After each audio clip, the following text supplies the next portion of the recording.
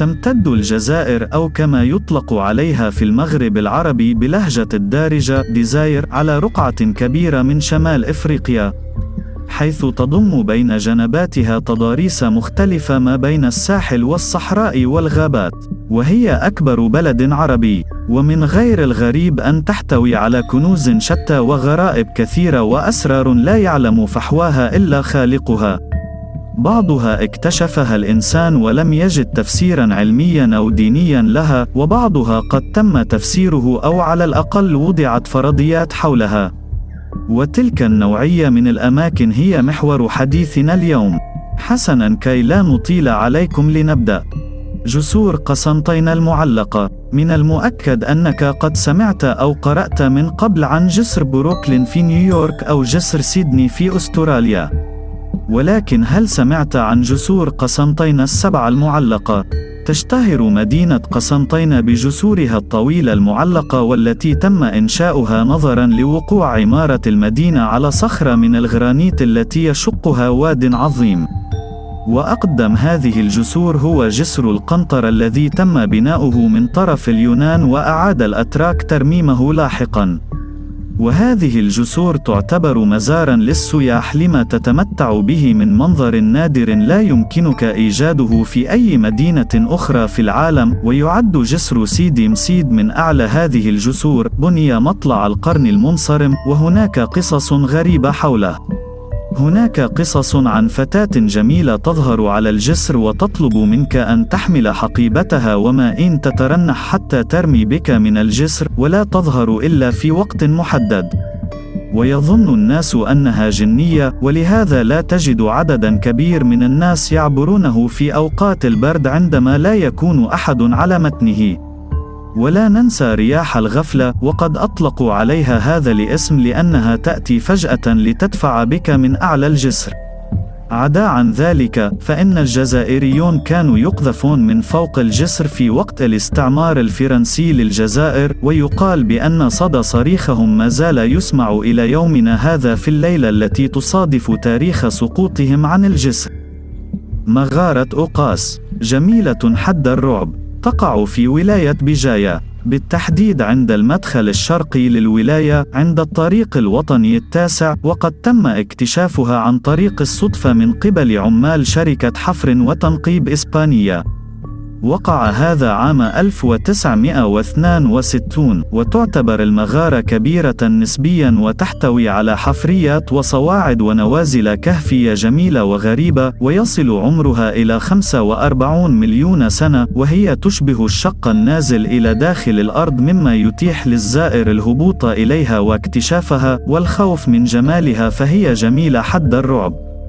ومن الملفت للانتباه والغريب أن المغارة لها درجة حرارة ثابتة طوال العام وعلى مدار تعاقب الفصول، فهي لا تتحرك عن درجة حرارة 17 درجة مئوية. وفيها بحيرة تدعى بحيرة الأمنيات، حيث يتداول السكان أسطورة تقول أنه من يرمي قطعة معدنية ويغلق عيناه ويتمنى أمنية ما فإنها ستحدث.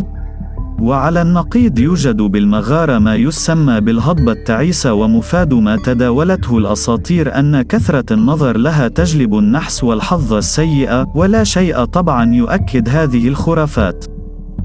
قبر الرومية ضريح مهيب يقع في منطقة سيدي راشد بولاية تيبازا، يعود تاريخ بنائه إلى بداية القرن الأول ميلادي، ويعتقد بأنه كان ضريح الملك الأمازيغي يوبا الثاني وزوجته كليوباترا سيليني ابنة كليوباترا الملكة المصرية.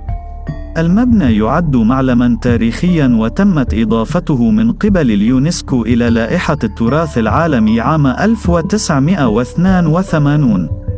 غرائب المبنى تتمثل في شكله المهيب الذي يشبه كومة قش عملاقة، وكذلك في الغرض من بنائه، لأن العلماء لم يجدوا داخله أي رفات بشرية أو كنوز، لا شيء على الإطلاق سوى دهالز وغرف ضخمة فارغة. النظرية الأكثر ترجيحاً ترى أن المبنى هو ضريح فعلاً، لكن الرفات والكنوز التي كانت موجودة داخله تعرضت للتخريب والسرقة في عصور قديمة جداً. حمام المسك والطين. حمام دباغ في قالمة شرق الجزائر.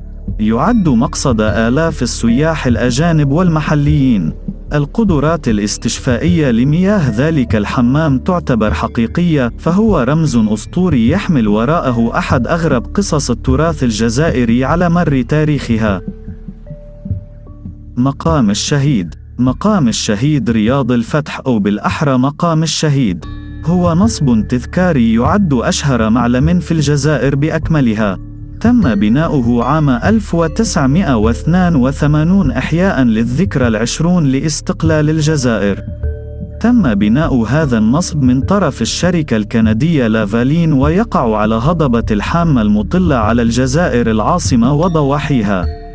كان من المفترض أن يوضع في مدينة باتنا، لكن الاختيار وقع على الجزائر العاصمة لما تتمتع به من أبعاد تاريخية وسياسية، وما زال إلى يومنا هذا شامخا راسخا يحكي التضحيات التي قدمها الشعب الجزائري في سبيل الحصول على الحرية.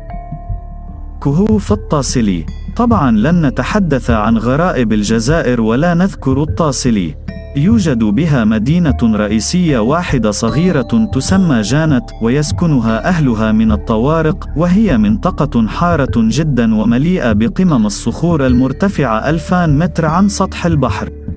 عام 1938 قام باحث ومستكشف فرنسي يدعى برينان برحلة قطع بها الحدود الليبية الجزائرية، وفي رحلته وجد قطع صخرية أثارت استغرابه وأغرته لاكتشاف المزيد، ثم ما لبث أن رأى نقوشات أقل ما يقال عنها مرعبة، حيث وجد رسومات لبشر يطيرون بالسماء، وآخرون يجهزون ملابس غطس، وأحدهم يحلق بطائرة نفاثة، وأيضا غابات وأنهار وأشخاص يجرون أشياء أسطوانية غامضة، وآخرون يقومون بطقوس دينية، ولا أحد يعلم أي تفسير لتلك الرسومات الغريبة. هذا الاكتشاف أبهر مناصري نظرية الفضائيين الذين أتوا الأرض لمساعدتنا، ولكن إلى الآن لم يجد أحدا تفسيرا منطقيا للحادثة رغم التطور العلمي والحضاري، والله وحده يعلم ما سر تلك الرسومات. قصر الرايس حميدو. إذا افترضنا ذهابك إلى بلدية بولوغين وقررت التنزه على كورنيش المدينة، سترى مبنى منهار جزئيا ذو شكل مختلف وطابع عريق. هذا المبنى ما هو إلا قصر الرايس حميدو، أو الشاطئ المسكون، أو قصر بوعمار. سمه ما شئت، فتلك كلها مسميات لنفس الشيء تماما، كما المثل القائل كل الطرق تؤدي إلى روما. ببساطة هو مبنى بني عام 1930 من أجل دوقة غرونفال الفرنسية، والتي بدورها سمت القصر فيلا فلورنسا، وقد تم تسليمه للجيش الفرنسي في الفترة ما بين 1939 إلى 1945، أي فترة الحرب العالمية الثانية. وقبل ذهابهم عن الجزائر قاموا بنسفه بقنبلتين لينهار بشكل جزئي. لقد تم هجر المبنى، لكن ذكرياته المريرة لم تهجره على ما يبدو، حيث إلى الآن ما يزال يسمع أصوات مجهولة غامضة وصرخات مرعبة لامرأة، وأحيانا ضحكات هستيرية خصوصا خلال الليل. عام 2001 حاول مجموعة من الشباب دخول القصر، ولكن لم يحصل أي شيء غريب معهم، والآن يقوم الناس بدخوله بشكل طبيعي، ولكن المرعب حقا أنه آيل للسقوط على رأسك بأي لحظة. مؤخرا تم ترميم القصر وإعادته إلى رونقه السابق. وفي الأخير، الجزائر بلد كبير ومترامي الأطراف، ولعل فيه من العجائب والغرائب ونوادر الأماكن ما فاتنا ذكره. اذكروه في التعليقات. كل رقعة جغرافية لها مزاياها، وكل بلد له أسراره وغرائبه، ومن قصر الرايس حميدو إلى الطاسيل مسافة كبيرة، لكن احتضنهم نفس البلد، إنه الجزائر العظيم.